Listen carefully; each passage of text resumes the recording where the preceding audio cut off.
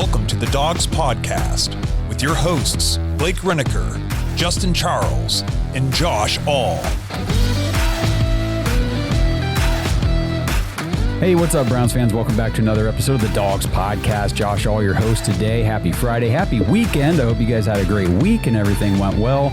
You got plans to hopefully, if you're at least in the Ohio area, stay warm this weekend. These 0-degree temps, not doing it for me. I can tell you guys that much for sure. Today, I've got special guest Angel Ortiz from the Typical Browns Fan podcast and the Bearded Browns podcast. The dude is just doing everything right now in the podcast space for the Browns, and he's going to be joining me to talk about Todd Monken. That's right, we're going to have our first Todd Talk, not a TED Talk, a Todd Talk. You know, I guess it's kind of bad if you got to explain your own joke, but that's where I am. That's where I currently am as far as my dad jokery goes. So either way, our Todd Talk today will be with Angel Ortiz, and we will explain how this hire is starting to look better for the Browns and for the prospects moving forward, especially on the offensive side of the ball, and the development of somebody very important to this team if the offense is going to take that next level jump. And that's Shedeur Sanders. So we got to talk about that. Browns got a new offensive coordinator. We're going to talk about that. And yeah, it's going to be a ton of fun. So stay tuned. Angel coming up. And then after the conversation, I'm going to come back and I've got the rest of your voicemails like I promised yesterday on the show. I'll hit your voicemails. We'll hear from you guys. And then we'll head off into the weekend. We've got Sunday Night Live planned on YouTube with Blake and Justin and myself. And actually, Kenny Mack's going to join us as well. So you get all four of us Sunday night to break down their thoughts on this hire and everything else that goes on between now and then. So don't miss that. That's Sunday night at 8 o'clock. Last but not least, before we start talking to Angel here, jointhedogs.com if you want to be part of the Dog Pack community. We've got people coming in here like crazy lately. This is awesome. Jumping in here, joining the Discord. Come hang out, spend time with the other Browns fans that are in there. Talk with us. It's just a great place, great time. Love that community so much. So that's jointhedogs.com. All right, let's kick it over to my conversation with Mr. Angel Ortiz. All right, everybody, like I said, in the open, I've got Angel Ortiz joining me from the Bearded Browns podcast and the Typical Browns Fan podcast. Angel, how you doing this week, man? Good. Trying to stay warm. 0-degree temperature is killing my old body, but we trying to survive, man. Just dreading going outside. Just simple things. Going to grocery store is a pain in the butt. Yeah, no kidding. You look out and it's like this beautiful landscape with all the snow and the sun's out and it looks, it's got to be a nice day out there. No, it's freezing. It will shock you to the core walking outside right now. It's brutal. But Angel, like I said, is here to join me, talk about everything going on with this Browns head coaching search, the Todd Monken hire. We've got some news about staff members that Monken is bringing over from Baltimore to Cleveland. And we've got some Shedeur Sanders connections in here with Todd Monken that we want to discuss with you guys today as well. So, Angel, let me just get your opinion first. When the news dropped about Todd Monken being the new head coach of the Cleveland Browns, what was your initial reaction versus how do you feel about it now, like 3 days removed? Initial reaction, I was dumbfounded and shocked. Because I'm on our podcast on the Bearded Browns, we were saying, I probably like everybody else. Todd Monken is like just a fixture, just a random name thrown in there. And I discounted him to his, I felt bad about it, but because of, his age or whatever, I didn't think highly of it. But now when I actually look back and started reading up on them, seeing videos that are automatically resurfacing now. I didn't see these videos of him talking before. Yeah. Now they're here. They're just miraculously appearing out of nowhere. Shout out to his PR guys. Kidding. Yeah, I'm like, holy crap, how did I not see this before? Because that would have enticed my opinion of him, the way he communicates, the way he's tough and rugged that he is. I'm like, I would have gave him more, like, as a fan, like, points toward him, and maybe I would have been seeing it a little more, the connection more. But now, to be honest with you, I'm excited to see what he's going to bring. He's very analytical. I didn't realize that. Then again, I should have, because we talked about Baltimore being the second analytical driven organization behind us. So I should have connected the dots there, but we're going to see how well he develops this offense, because the last 2.5 years, we've experienced horrible output. No kidding. I mean, I'm definitely more excited than I was when the news first came out, because I was like you, like, what? Todd Monken? Are you like, I didn't even think that was a serious candidate. I really didn't. And apparently it was very serious. And I'm trying to be different with this coaching search than I was with things like Ken Dorsey, because I didn't like the hire. And then I did all my reading and research about him and looked into his past and said, okay, never mind. I've convinced myself this is a good move. And then just completely left my priors aside. I don't want to leave my priors aside on this one, because there's still the fact that he had, I think, 11 years in the NFL, 26 years, I believe, in college football. And throughout all that time, 36 years coaching football, he only had one head coaching gig, and that was at Southern Miss. So I'm still going to be skeptical that this guy is 60 years old, never gotten a head coaching opportunity at the NFL level until now. But I'm definitely excited to see what he can do with the offense compared to what Kevin Stefanski was doing, because we talked about it. You and I have had these conversations. Was not impressed one bit with the offense that Kevin Stefanski was running here, especially after that, first couple of years. It just got stale, it got old. There was no adaptability, no versatility. He didn't change anything. And this sounds like Monken's going to be the complete opposite with the offense in that regard. Yeah, it seems like his output, like you see his EPA the last couple of years with Baltimore is always top 5, and we were always bottom 3. So you can see that flip hopefully within the next couple of years, hopefully. Also, too, what works well with Monken from what I'm reading is that he adapts to the player, and Kevin just wanted the player to adapt to him. Mm-hmm. So bringing in Monken may help your offense even week to week, because if he sees a defense's weaknesses, he can exploit it as much as Kevin did, where he's just like, this is how we're going to run it. We're going to run it regardless of the strength of the defense. Even if it counters our offense, we're going to still run it. Maybe Monken will come in and counter and play chess as opposed to just being hard-headed. And then game adjustments too. If maybe Monken's going to be smarter with that. They said, hey, we got to adjust to this in the second half because they played this well in the first half. So I'm hoping all that. Hoping and hoping that, he's obviously a proven offensive mind and proven offensive coordinator. Can he make the jump to be the CEO role now and not just oversee the offense, but now an entire team? All the players, all facets, all units, everything to do with the team and not just specifically the offense. That'll be probably the biggest test for him, honestly. And I think the adaptability to players, you saw what happens whenever a team and a head coach says, I've got to get a player to fit my system. Well, that's how you end up with Dillon Gabriel. Yeah. And that player may have fit your system and your style of offense very well, but he's limited. He doesn't have what it takes to be successful at this level of football. And then we saw Shedeur Sanders come in the game. And again, you're trying to fit this player into your specific style of offense. And it was clunky. But you saw the signs that, yes, this guy can actually play at this level. Now, I'd like to see what it looks like with offense tailored to what Shedeur does well, which we can kind of move into that discussion with all the Shedeur Sanders and Todd Monken connections coming out. You messaged me earlier about one. Do you want to bring that up quick? Yeah, the connection of, I didn't realize this, the connection, someone messaged this to me, and I'm like, crap, I got to message this to Josh real quick to see if he did. The connection where Monken was recruiting Shedeur in Georgia for the Georgia Bulldog, University of Georgia. So I didn't realize that, and it kind of makes this hire more intriguing, because you're like, well, maybe he talked him into being the guy because he has that connection. I believe in Shedeur. I try to recruit him. I know what he can do. I watched him in high school. I know his strengths and his weaknesses. And obviously, if you read all the stuff that's coming out with the Albert Breer situation going on with how the interviews were handled, obviously Monken talked him into, hey, I can develop Shedeur this way. And that may entice them to be like, all right, we're going to roll with you. Yeah, so there was a lot, made about the written essay stuff that came out about the Browns head coach interview process. And then Albert Breer came out with the article like you just alluded to. And he had more details, a little bit deeper breakdown on that process. And what the essay portion of this interview process was essentially is it was a 6-part questionnaire. So the candidates had to write out their answers to 6 questions. One of the questions specifically asked the candidates, how would you develop Shedeur Sanders?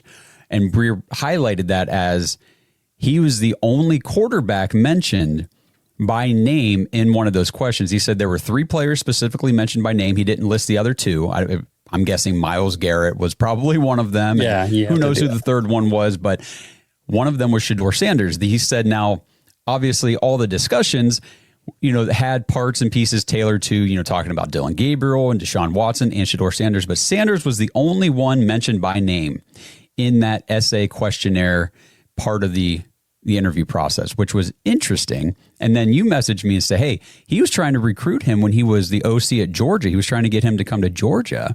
And then the video comes out today, which I was like, okay, I can buy into this a little bit more now, where Shedeur Sanders walks into the office for the first time to meet Todd Monken as the head coach of the Browns, gives him a high five, a little hug, and he says, or Monken says to Sanders, hey, we were trying to recruit your ass last year in Baltimore. He said, it all worked out. Yeah, he said it all worked out. And then he said, we'll talk about that more later. So he's going to add some more conversation behind the scenes of, hey, we really wanted you.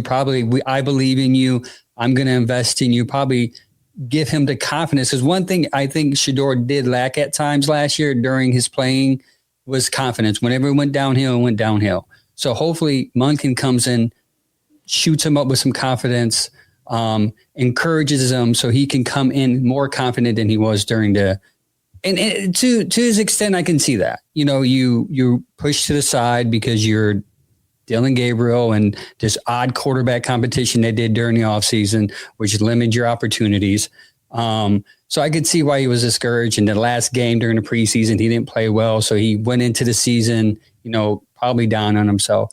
But Monken comes in, going to encourage him. Also, I want to point out, too, while he left the England to be here to meet Monken, there's a fashion show going on. Yeah, he was overseas. He made sure to be here to meet Monken face to face. And do you know where the other quarterback is right now? Deshaun Which Watson. one? Gabriel or Watson? Yeah. He's in Italy. Okay. So there's a vibe there. Like if your quarterback who you invested $250 million in is not here to meet the new coach, that says a lot about the guy who's making $250 million as opposed to this guy who's sees an opportunity and seizing it. That's encouraging to me to see. I agree with you. I mean, I know obviously it's the off season. These guys are on their trips and things like that. We didn't get a video of Myles Garrett welcoming Todd Monken or anything like that either. And obviously the Brown social media team, they're not idiots. They know Shedeur Sanders sells, he's clicks and everything like that. So let's make sure we get that video. But to your point, he has to be there to have the video. Yep. So, and Shedeur made sure that he was there. So that's definitely encouraging to see.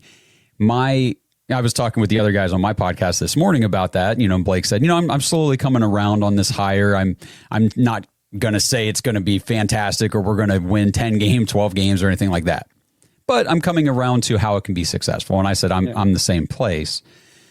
Now, I do remember the last time we hired a head coach specifically because he had a relationship with the quarterback and believed in the quarterback. Yeah. And, it was going to be great with them two working together between Freddie Kitchens and Baker Mayfield. And it didn't work out very well. So the seasoned Browns fan in me is like, I'm cautiously optimistic, but I know I've seen how this can go bad. So I'm not just going to discard my scars. I know how this goes sometimes. Yeah, Freddie Kitchens. Yeah, that's a horrible. Yeah, now you brought up PTSD for me for a second. Yeah, I know. That was a horrible year. Miles beating up Mason Rudolph with the helmet, and then him wearing the Pittsburgh Started shirt in the theater, and that made news. That was just a horrible year. What's encouraging though is like you had Monken who has experience. Like Freddie Kitchens was just he started as a running back coach that season, didn't he? I think so. It was either that or tight end. I can't remember. Yeah, offensive. Yeah, he worked his way up back. Yeah, and then they made him off. Somehow it worked out to where he was the interim OC after Hugh Jackson and Todd Haley got the boot. So anyways, it's definitely over his head. But that's very. I'm the same way. On my podcast, I always say I'm cautiously optimistic. Guess I'm built that way. I'm optimistic in general when it comes to the Browns, even though they hurt my heart every year. But I think this is a little, even if Todd Monken comes in, let's say 3-4 years, maybe he lasts his whole contract and brings in a culture that is different than the other coaches where it's winning, where you're starting to learn to develop your offense, develop players offensively. I think that would be a win also. And then maybe you can pass the baton on to the next coach that can then take it to the next level, which is maybe a Super Bowl or even AFC Championship, but depending on where Monken ends it at. That's the way I see it. I think Monken is going to come in and change the culture and then pass it on to whomever the football gods bring us next, if he doesn't last longer than 5 years. This episode is partnered with Koshi. Browns fans, are you ready to put your money where your predictions are? With Koshi, America's #1 regulated prediction market, you can legally trade on events that actually matter to you. And the best part is you don't need to predict specific stat lines and compile a 7-leg parlay just to win big. With Koshi, the objective is either yes or no.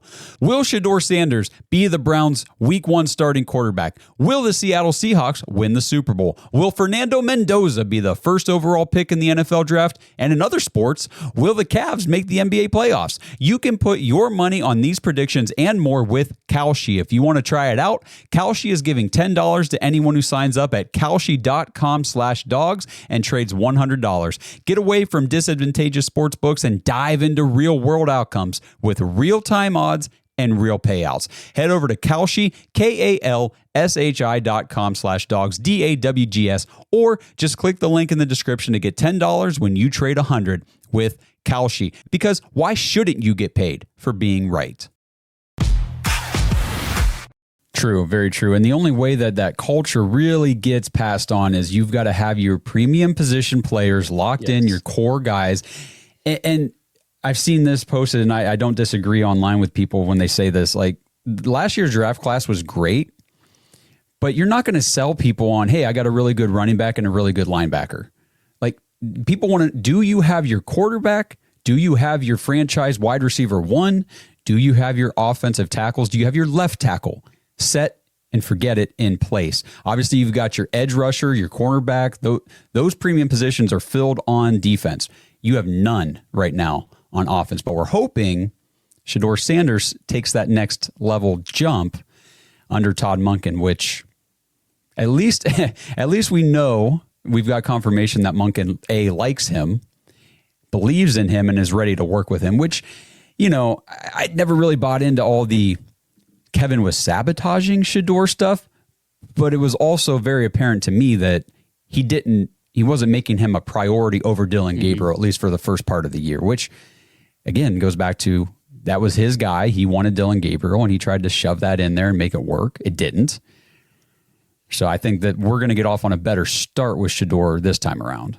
Or even at the sabotage. So I don't believe in it either. But even come up with like a plan. You know his weaknesses. You know his strengths. Like, why are we trying to fit a square in a round hole here? Yep. And I think that was always Kevin's weakness. Is that I'm a Kevin fan. I like him. I think he might do well in Atlanta because I think that fits him. But I think Shedeur, and I think it's probably why the owner and the GM got upset or frustrated with Kevin, is because they always try to mold the quarterback into him as opposed to being versatile and letting the quarterback adjusting to what the quarterback's strengths were. Yeah, I agree with you 100%. There was either way, I know that there were people that were upset about this hire, and then obviously the fact that we're going to lose, it seems, Jim Schwartz in this whole debacle, even though that was like the priority of the whole coaching search was keeping him. We're going to lose him anyway. And then people will say, well, we should have just kept Kevin. You know, if this is how it was going to go, we should have just, this is worse than having Kevin. I don't agree with that because I was ready to move on no matter what. Like, it didn't matter to me who we ended up replacing him with. It was just time to go. It was time for something new. And I'm going to obviously give this a chance. I did a show the other day where I said, I can see how this goes well for the Browns. I can see the path where it goes poorly for the Browns. So I just want to keep both sides in mind as we move forward. Yeah, I agree. And I mean, were you big on Jim staying? Like, did you think Schwartz had to stay? No. Absolutely not. My big thing during the season, whenever I wanted Kevin gone, was I wanted a full cleanse. I was like, just get rid of everybody. This team is sunk back into a losing culture. Anybody who's a part of it's got to go. Just get rid of them. And yeah, we were the same way on our podcast. Like it was like people would argue like you need to keep him, promote him as head coach, and then you come up with like, well, when he did in Detroit as a head coach, he didn't call plays. He was just a head coach, and he had a defensive coordinator. He didn't do well there, and his strong suit is calling plays and being a defensive coordinator. You're taking his strength away from him. And most likely he's going to hire a defensive coordinator that's going to take away his strength. And that was concerning to me, let alone other issues that he had even as a defense coordinator. Yeah, for sure. I mean, don't get me wrong. The defense was awesome to watch with Jim Schwartz. It was great. It was much better than it ever was, obviously, under Joe Woods. And it was pretty much solid all the time at home. You get on the road, different story. How about the Titans coming in here and dropping 31 on us? People forget about that, by the way. Yeah. I have to remind people, do you know that Tennessee came in with a rookie quarterback and they ran for like 100, close to 200 yards on your defense? Worst offense in the league this year. Worse than the Browns. Yeah, and they rush almost 200 yards on you.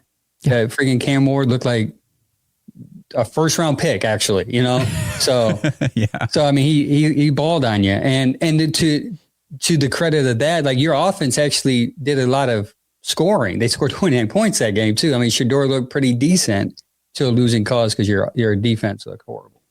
Yeah. And another thing, like I don't agree with people who say, well, just get rid of Jim Schwartz. It's not a big deal. Anybody can come in here and be successful with this defense because of course we saw Joe Woods have Myles Garrett and, Denzel Ward and these guys, and it didn't go very well. So I wouldn't say that anybody can have a good defense with these players. But a good defensive-minded guy, somebody who's got a good scheme and everything, can have success with this defensive roster. I don't think it's only Jim Schwartz who was able to get these guys. Although I'm not trying to underplay what he did here. Like it was really good. He helped develop a lot of guys on that side of the ball. Yeah, I agree. You just don't hire me because I'll fail, but hire somebody that has, somebody that has credibility. Like I think Raheem Morris, I think he runs a both 3-4 and 4-3 at one point. I think he would be high on my list. Anthony Weaver would be high on my list. Or you can even promote Tarver or Shedeur. I mean, they know the system. They were in it for 3 years. Those would be my top 4 as of right now. Yep. Yeah, I like those names for sure. And then as we mentioned a little bit ago, already that Todd Monken's brought over the offensive line coach, George Warford, right? Or Warfold? Warford. Yeah. I keep getting his name messed up. And every time I go to say it, I'm like, I didn't even bring it up on my screen. I'm an idiot. But anyway, so we got the offensive line coach from Baltimore. And now we're bringing over our new offensive coordinator is going to be Travis Switzer, who you said was the run game coordinator for Baltimore? Yeah. Okay. So the run game coordinator for Baltimore under Todd Monken. And I think we need to, obviously the talk about Shedeur Sanders under Monken is encouraging and there's hope there. What about Quinshon freaking Judkins, man? Because I looked at the stats this morning. I looked at the splits. And if I remember correctly, the Browns last year were something like a 57-43 split pass to run. So they were passing more than they were running. Baltimore was the opposite. It was like a 45 pass to a 55 whatever run. So they're running more. And I remember the games where you'd look at the game log because, this is like fantasy football stuff. And it's like, well, how'd the Ravens do today? How'd their players do? Lamar Jackson, 12 of 19 or, 14 of 17 today. Didn't throw the ball very, very much. But then you got Derrick Henry with like 25 carries and, Cotton Mitchell with, 10, whatever. They're running the ball more. I think that promoting the run game coordinator from Baltimore to come be our OC, Todd Monken as the head coach, points to a strong emphasis on the run game for the Browns in 2026, which that excites me.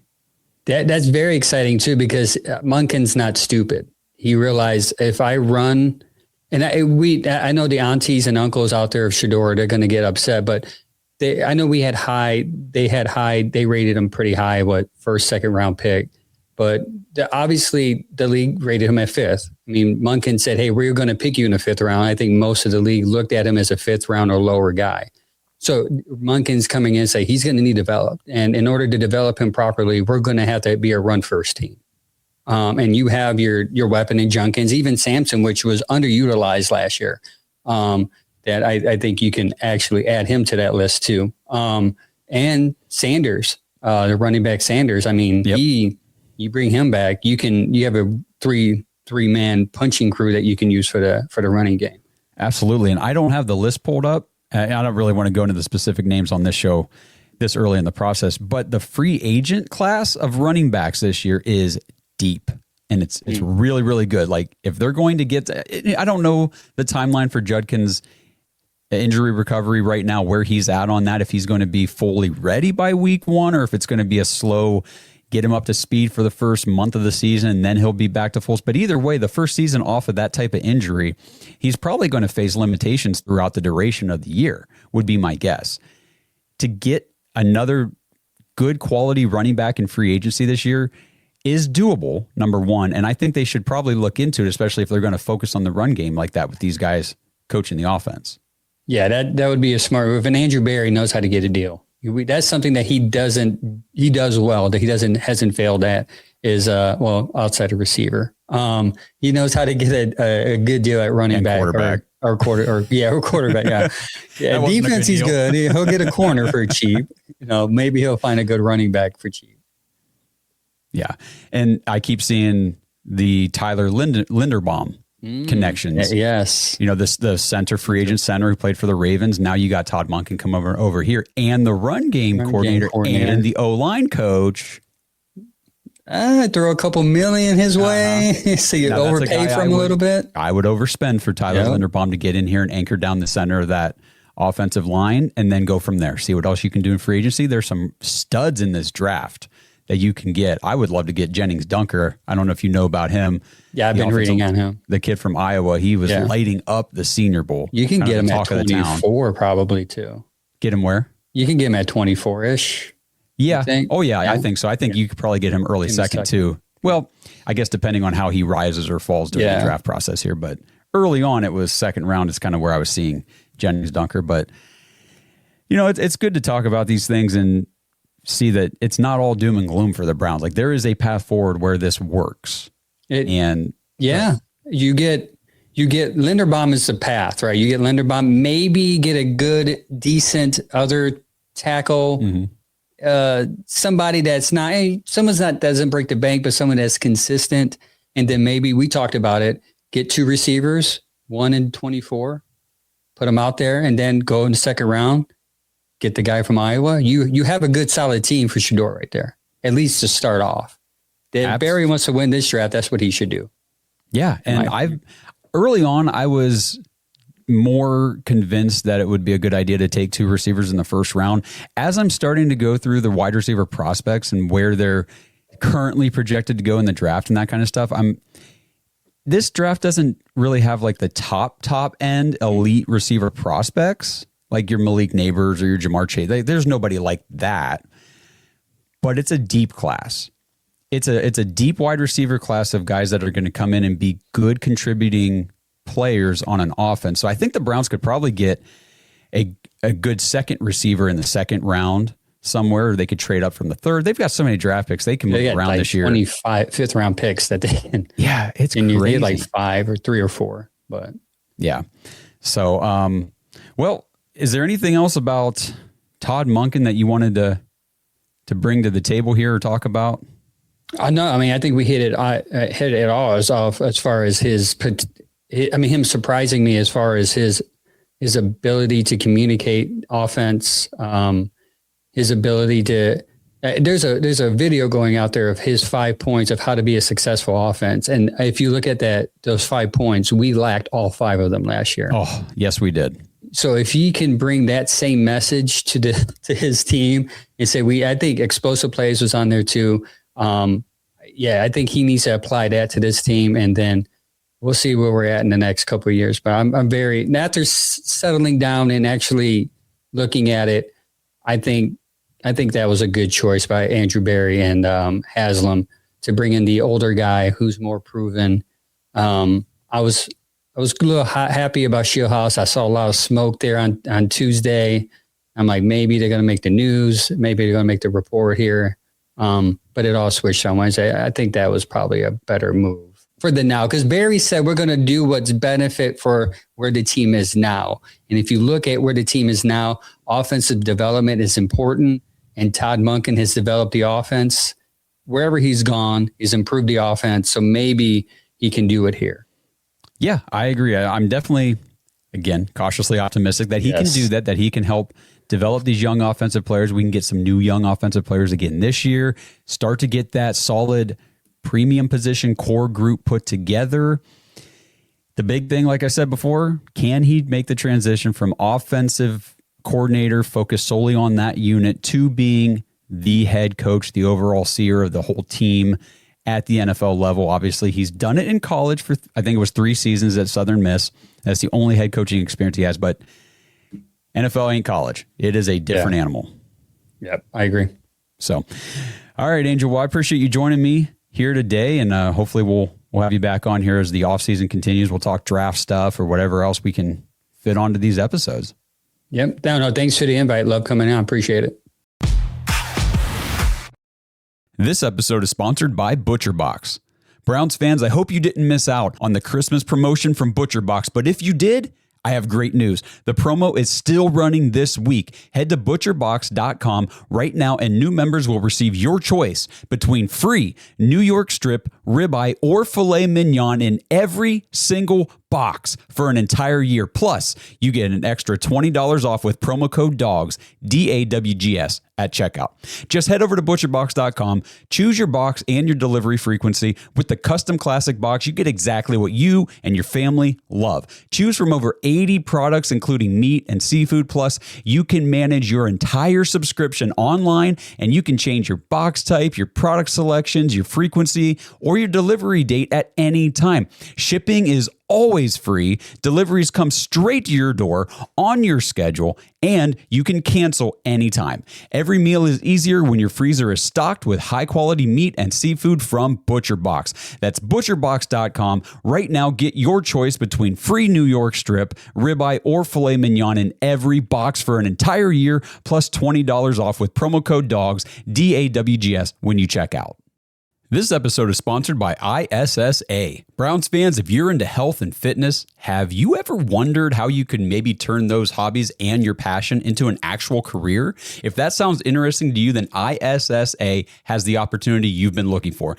ISSA is the International Sports Science Association, and they can help you become a certified personal trainer in as little as 3 months. And right now you can get $100 off your certification when you sign up through our link, joinissa.com/dogs, DAWGS.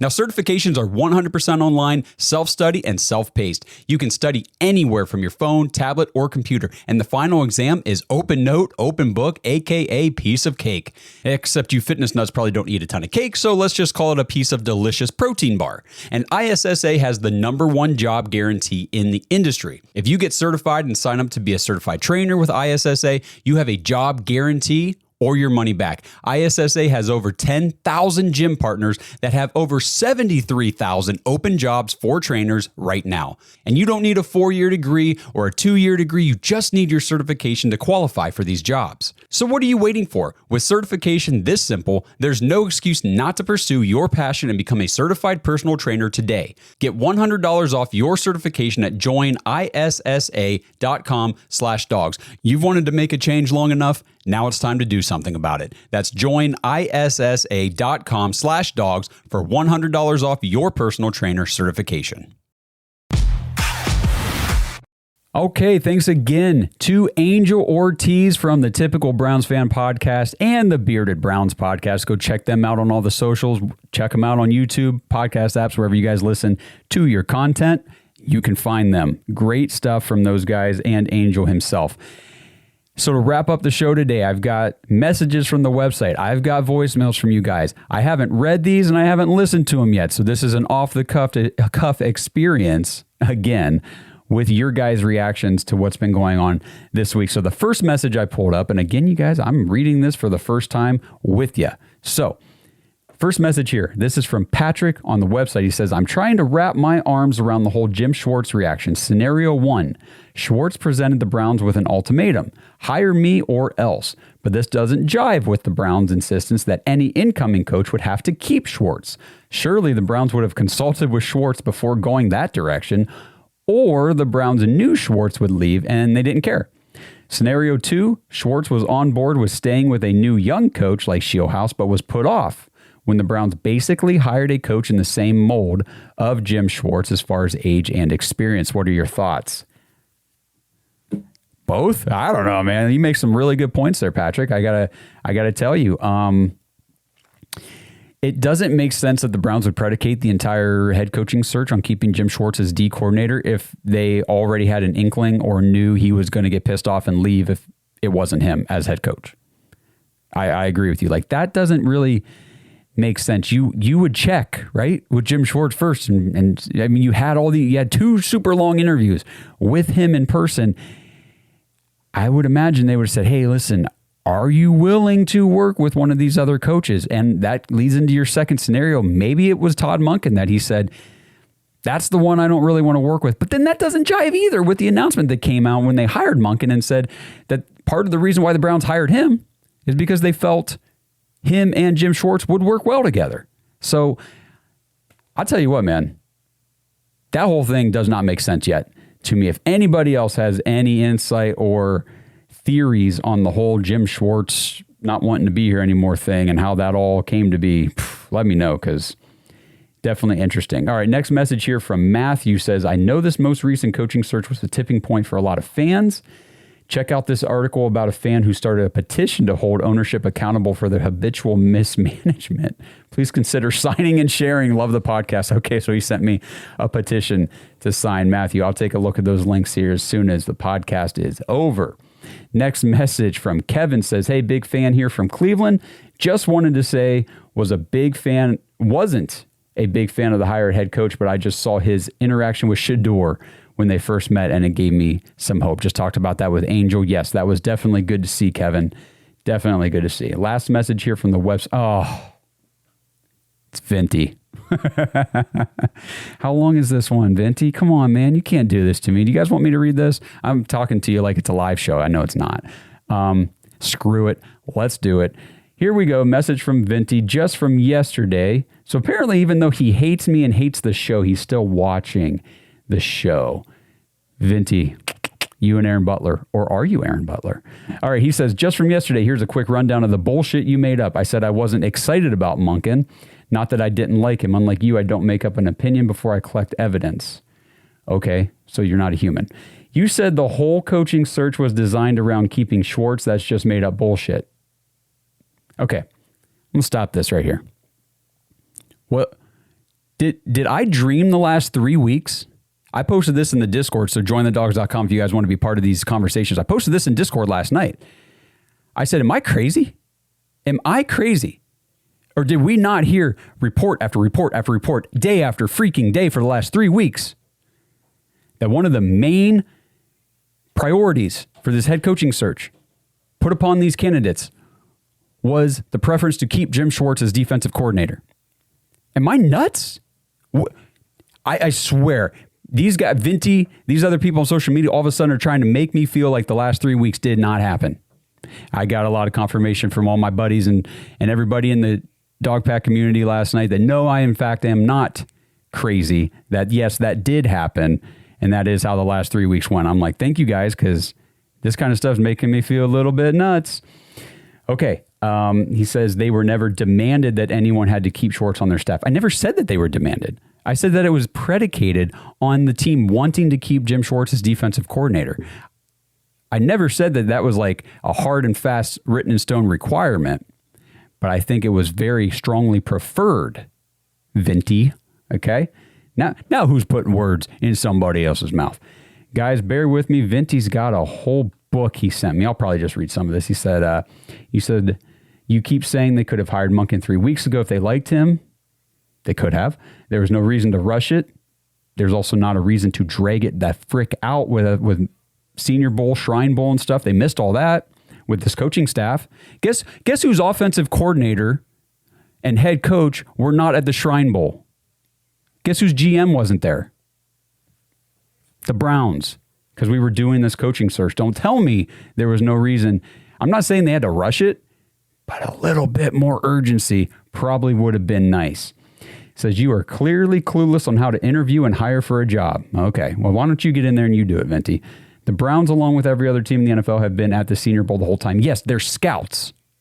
I never said the Browns had no representation at the Senior Bowl. Their head coach wasn't there because we didn't have one. That's what I said. Don't know why you think they had to hire a head coach before the front office and the scouting department could do their jobs. You keep saying Monken has no head coaching experience. Just talked about this, man. Yes, I know he was the head coach at Southern Miss for 3 years. He's had no head coaching experience at the NFL level. I'm done reading Venti's message. That's about as much as I can handle today. Let's go ahead. I'm going to kick over here. We've got voicemails again left over from the other day that, holy crap. Sorry. There's like 10 more voicemails in here just from this morning. Okay, well, I guess I'm going to play a few of these and then we'll get the rest of them on Sunday night. So this first one here is from Cameron. Okay, scratch that. No voicemail from Cameron. For some reason, Cameron, your audio did not come through. It's a completely silent audio file. So we'll switch over here. Send in another message, though. Feel free to do that. This one is from Jack. Hi, guys. It's Jack from Las Vegas. I'd just like to speak about the head coaching hire. I think that Todd Monken isn't actually a bad coaching hire at all. I don't know kind of where the hate comes from. He's had success everywhere. Maybe his age is not that great because he's older and he hasn't had a head coaching job, but I mean, he looks pretty good to me on paper. As far as the younger guys like Grant Udinski, yeah, they were exciting and, you know, it's just something new that everyone can look forward to, but I don't know. There was no guarantee that they'd do any better than Todd Monken. So I'd just like to hear what you guys think about that. Thank you. All right, Jack. Appreciate the voicemail. Yeah, I mean, I think a lot of the hate, and I know like my initial reaction, reservation to the whole hire, if I'm honest about it, really truly stems from getting burnt time and time and time again by the Browns and making these decisions. Anybody who wants to come on this show and tell me that I have to trust every decision this team makes because they've always made the right decisions, you get out of here. Get out of here. That's not the case. This team has a track record of making poor decisions, whether it's player personnel, coaching, front office, you name it, we've done it. We have lived it. As longtime Browns fans, we have lived the poor decisions that this team makes all the time. That, to me, is where a lot of this stems from. And especially, you know, talking to the other guys the other day, Todd Monken was clearly not on the top of our list. He wasn't really even in strong consideration for us as a likely candidate for this position. And here he comes, lo and behold, he walks out with the job. First head coaching job ever at the NFL level. So I'll never sit here and tell you you've got to trust the Browns' decision-making completely. Ever will I say that. And I'm not going to sit here and say that this is guaranteed to work. Yes, he has had success where he has been with different offenses at college or in the college ranks and at the NFL level. Like I talked with Angel earlier, head coach is just a different animal altogether. But, Jack, I hear you. And I agree. I think that there is definitely a path forward where this works out pretty well for us. And I hope that's the one that actually takes place. I think this will be the last voicemail for today. Again, I got so many in here I got to get through, but we'll get more of these on Sunday night with the other guys as well. This one, to wrap it up today, is from Dan. Hey, you guys. This is Dan calling in because of the recent news that we found our new head coach. And the fact that this entire coaching hiring cycle has been revolving around us keeping Jim Schwartz and ultimately him leaving anyways, this is just a disaster. This is so classic Cleveland Browns. Thank you guys for the podcast. That's the most entertaining thing about the Browns lately. Go Dogs. I love it when things just work out perfectly. Again, I didn't listen to these voicemails before I played them. I just started going in order. Dan, that's the perfect voicemail to end the show on. First of all, thank you for helping me there and confirming that I am indeed not crazy, that this whole coaching search revolved around keeping Jim Schwartz. It's all we heard for 3 weeks. I'm tired of people telling me that didn't happen and that wasn't true, because it did and it was.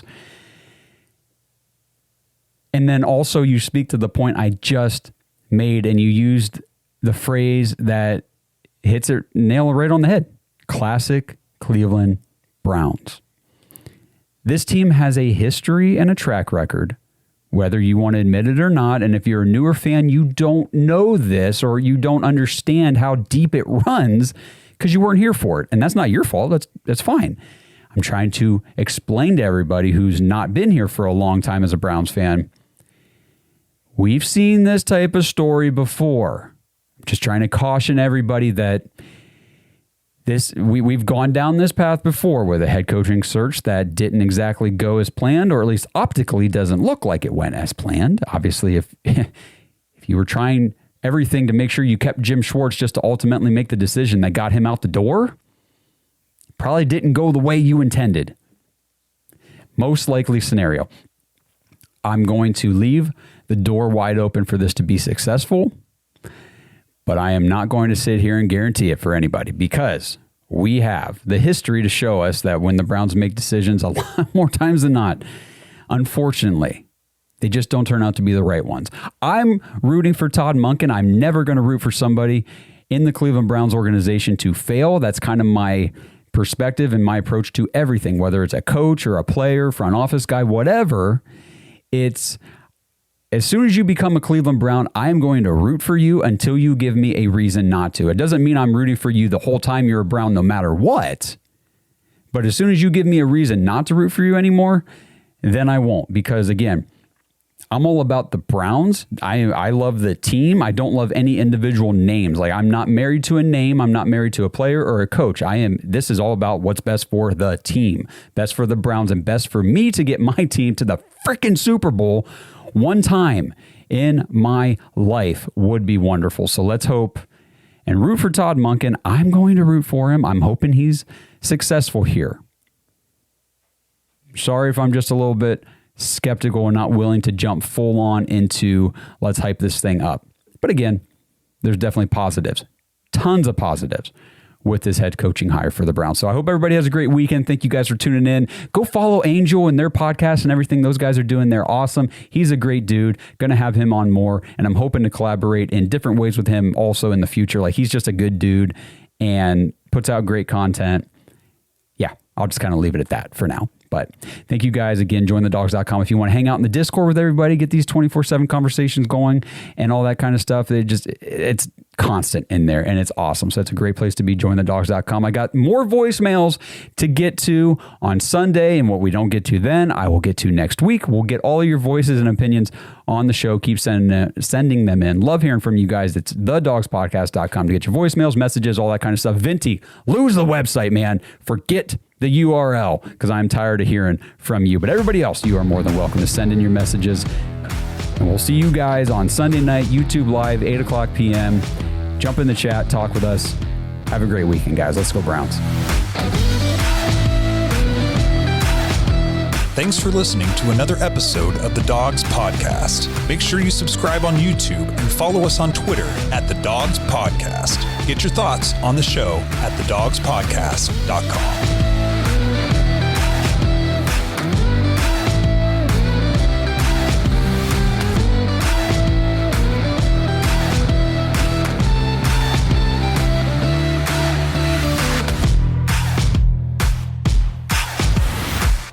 This episode is partnered with Koshi.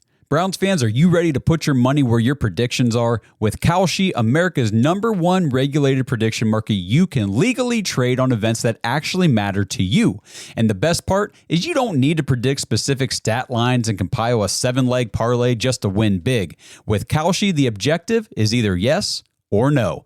Will Shedeur Sanders be the Browns' Week 1 starting quarterback? Will the Seattle Seahawks win the Super Bowl? Will Fernando Mendoza be the first overall pick in the NFL draft? And in other sports, will the Cavs make the NBA playoffs? You can put your money on these predictions and more with Koshi. If you want to try it out, Koshi is giving $10 to anyone who signs up at Koshi.com/dogs and trades $100. Get away from disadvantageous sports books and dive into real-world outcomes with real-time odds and real payouts. Head over to Koshi, KALSHI.com/dogs, DAWGS, or just click the link in the description to get $10 when you trade $100 with Koshi. Because why shouldn't you get paid for being right?